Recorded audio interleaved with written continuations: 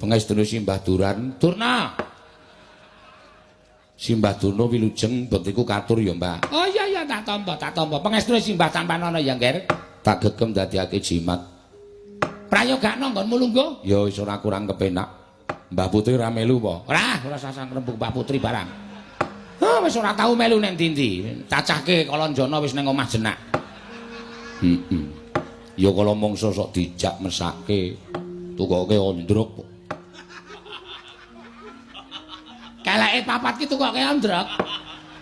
Ha ya mbok menawar dijak ning ndi-ndi wong sing jeneng wong ki anggere resepsi adoh kae mesti garwane dijak. Ya meng aku sok ngrasani Simbah Durna kae nek ana pahargyan gedhe kok Mbah Putri ora tau dijak.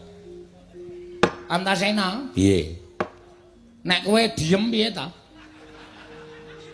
Ya ora apa-apa. Ora sang rembug Mbah Putri. Oh ya. Prayogakno nggonmu lungguh. Wis ora kurang kepenak. Pisan geni Raharja. Si wong awangga slamet teng aku wa. Aku maturke bekti katur ya wa. Ya tak tampa nggih Cah Bagus. Antasena slamet.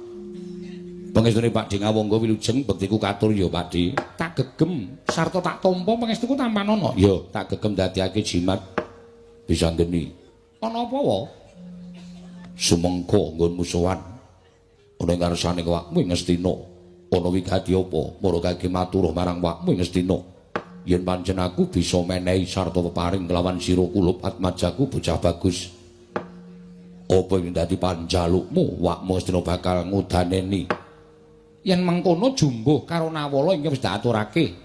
Aku tak takon karo Siwa Ngastina. Ya, arep takon apa? Siwa Ngastina wis nampa Nawala. Wis mbok surasa isine Nawala. Ya, pancen wis tak surasa. Lah, tekaku ning papan kene iki, sawanana negara Ngastina kuwi mung kepengin nampa pangandikaning Siwa Ngastina. Munggo pangandikamu kepiye? Wangsulaning Siwa Ngastina kepiye? Ngastina iki tak jaluk separo. Yen tak jaluk separo ora entuk, sisan gawe malah utuh. Pripun paman? Monggo dipun sekecakaken. Kula sampun kentekan akal kok nggih menawi pinanggih kalian lare kalih menika.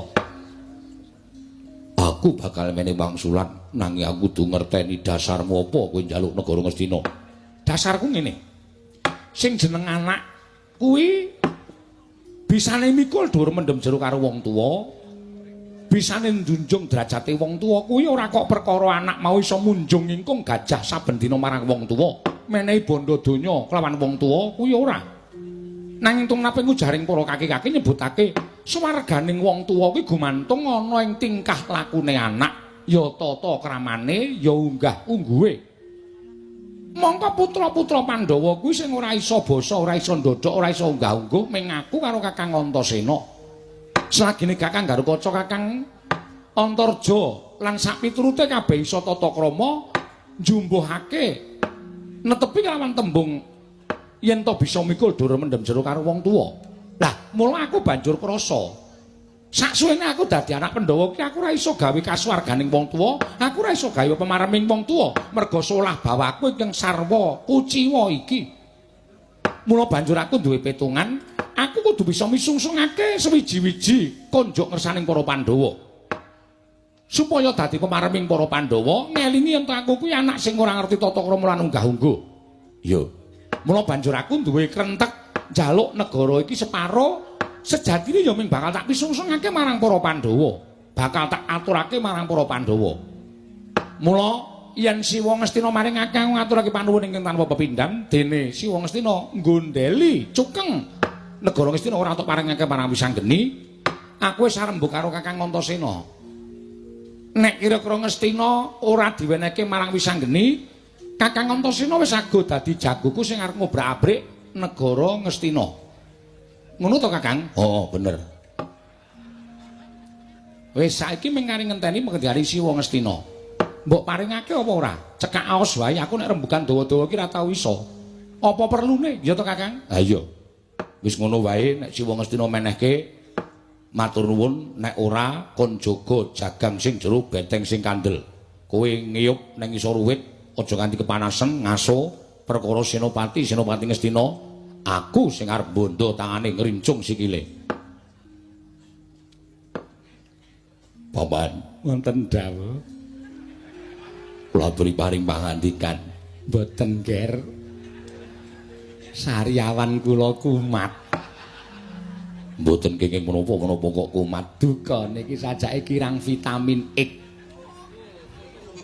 Inggih, boten kados pundi? Oh, nyuwun pangapunten kula mboten saged matur, Ger. Kula semanggaken. Ayo Gage. Siwa Ngastina maringa dawuh. Nek nganti ora mbok paringake, wis ora usah dadak mikir apa-apa. Aku arep ngrebut negara Ngastina kuwi kanthi sarana peperangan. Nadan aku wong wingi sore aku mung bayi saumpamane ning aku ora bakal wegah mungsuh Senopati Ngastina ingkang sepuh-sepuh iki. Nek nganti aku karo Kakang Antasena kalah, oh lah trima kukut jagatku, bener. Kalah dene sekolahke dhuwur karo wong tuwa nek nganti kalah karo wong gerang-gerang iki isin aku otone. Iya. Wis ngono wae wis ceket-ceket. Po ditungi wae nek ditungi ping 10.